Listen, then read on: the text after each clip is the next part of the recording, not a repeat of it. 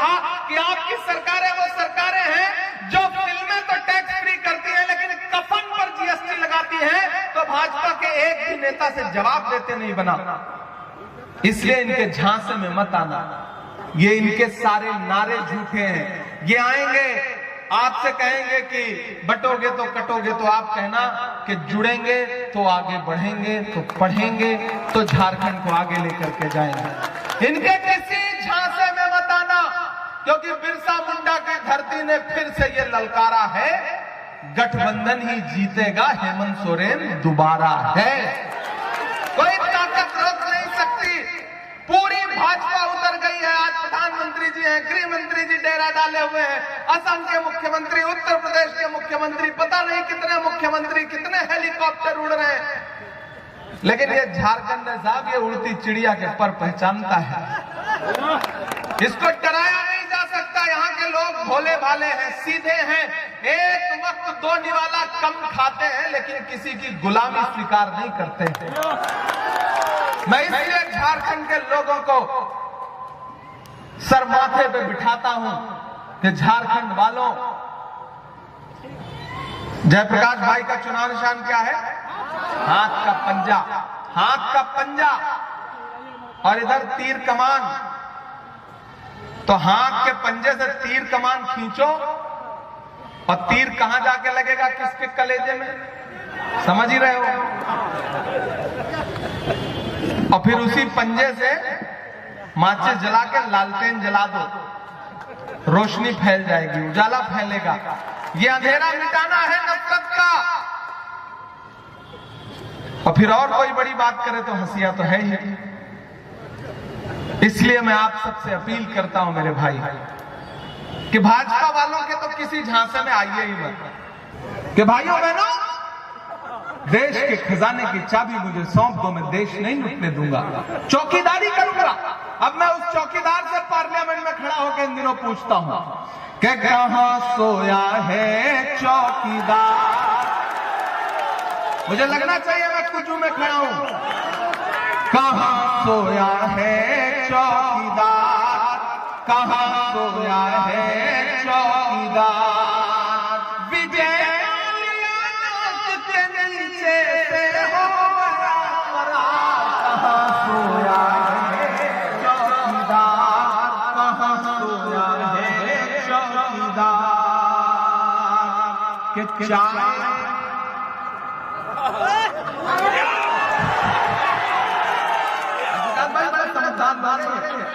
मतलब चौकीदार का तो ये समझ जाते हैं किसकी बात हो रही। चाय का नाम ले लो, बिना पिए इनको स्वाद आ जाता है।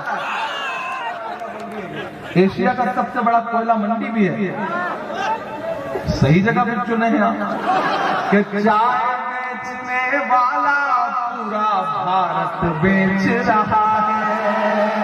बेच रहा है, बेच रहा है, बेच रहा है, नहीं बेच रहा है।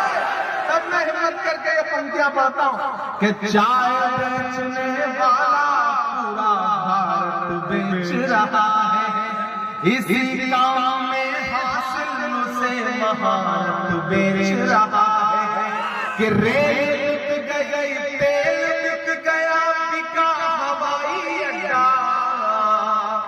अगली लाइन तक कोई हाथ खामोश नहीं रहना चाहिए कि रेत बिक गई, तेल बिक गया, बिका हवाई अड्डा। सब कुछ बिकता देख के खुश है अपने जेपी नड्डा। ये वाले चेते नहीं, वहां वाले चेते नड्डा की बात हो रही है। सब कुछ बिकता देख के खुश है अपने जेपी नड्डा। के जनता महंगाई की मारी, जनता महंगाई की मारी कर रही हाहाकार। कहां सोया है चौकीदार, कहां सोया है चौकीदार। मांडू वालों, झारखंड के आदिवासी भाइयों से, यहाँ के दलित भाइयों से, पिछड़ों से, अल्पसंख्यकों से, अपने समाज के सब लोगों से ये कहना चाहता हूं कि इस लड़ाई में आप सारे लोगों को बस एक बात ध्यान रखनी है कि अगर आप ये चाहते हो कि देश तानाशाही से चले तो उनके झांसे में आ जाओ। लेकिन अगर ये चाहते हो कि देश डॉक्टर बाबा साहब अंबेडकर के संविधान से चले, महात्मा गांधी के सपने से चले, पंडित जवाहरलाल नेहरू के उसूलों से चले, मौलाना आजाद की कुर्बानियों से चले, हेमंत सोरेन की बहादुरी से चले, राहुल गांधी की नफरत के खिलाफ जो मुहिम है उस मुहिम से चले, तो फिर 20 तारीख को अपने घरों से बाहर निकलना और अपना एक एक वोट हाथ के पंजे के सामने वाले बटन पे दबाना और जयप्रकाश भाई पटेल साहब को इतने वोट से विजयी बनाना, इतने वोट से विजयी बनाना कि 23 तारीख को जब रिजल्ट आए और मैं दिल्ली में बैठ करके झारखंड चुनाव का परिणाम देखूं तो मुझे यह पता चले कि मांडू वाले ने मेरी आने की लाज रखी है, कुजू वालों ने अपना एक एक वोट जयप्रकाश भाई पटेल को दे करके मेरे आने का सम्मान रखा है। आपका दिया गया एक एक वोट सिर्फ जयप्रकाश भाई को नहीं मिलेगा, मोहब्बत के उस मसीहा को मिलेगा जिसका नाम राहुल गांधी है।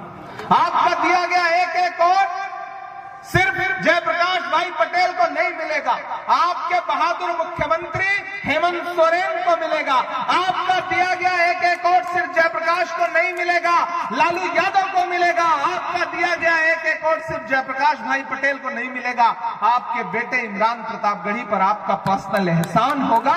ये कहने के लिए आपके बीच में आया हूं। समय कम है लेकिन इतना जरूर कह के जाता हूं कि वो आएंगे, बहुत कुछ समझाने की कोशिश करेंगे। आप तो बस एक बात कहना कि भैया हमको 30 तारीख को पोलिंग बूथ पे जाना है और आपने जो 20 तारीख को पोलिंग बूथ पे जाना है और आपने जो हमारे मुख्यमंत्री को जेल भेजा था ना उसका बदला लेना है। ये कहने जाना पोलिंग बूथ पर, ये कहने जाना माओ बहनों आपके हमको मैया सम्मान योजना की धनराशि बढ़वानी है, 1000 से 2500 करवाना है, इसलिए वोट देना है। आप पोलिंग बूथ पर इसलिए जाना क्योंकि अपने अपने जिले में डिग्री कॉलेज, मेडिकल कॉलेज, शिक्षा के लिए काम होना है। मैं आज बहुत ज्यादा कृषि को लेकर के हमारी जो गारंटी है वो हमारी गारंटी लिखित गारंटी है, उनकी गारंटी नफरत की है, हमारी गारंटी विकास की है। बिजली बिल को लेकर के आपके मुख्यमंत्री ने जो गरीबों के लिए हमदर्दी दिखाई है उसको और बढ़ाना चाहते हो तो फिर 20 तारीख को घर से बाहर जाओ और झारखंड में गठबंधन की फिर से सरकार बनाओ। यही आपसे अपील करते हुए आपसे विदा लूंगा क्योंकि हेलीकॉप्टर को उड़ना है।